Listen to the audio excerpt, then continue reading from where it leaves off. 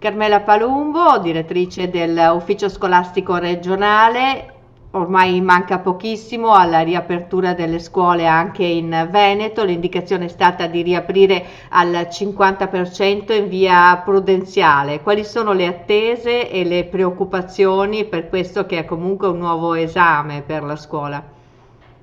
Sì, questa indicazione organizzativa che abbiamo voluto dare alle scuole assieme alla regione diciamo, scaturisce da due motivazioni fondamentalmente. Da un lato l'esigenza di testare in concreto sul campo i piani dei trasporti predisposti a livello prefettizio e quindi verificare se effettivamente quello che si è diciamo, congegnato, organizzato funziona in concreto, se evita in concreto gli assembramenti e se diciamo, i mezzi di trasporto viaggiano con la giusta capienza.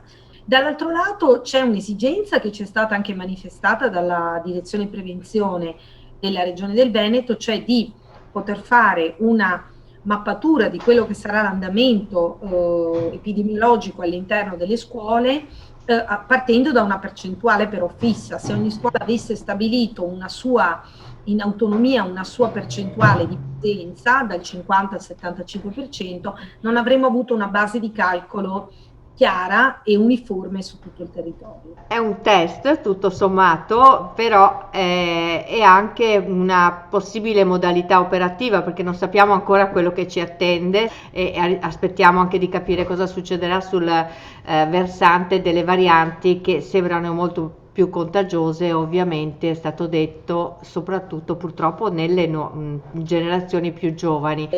Sì, confermo questo.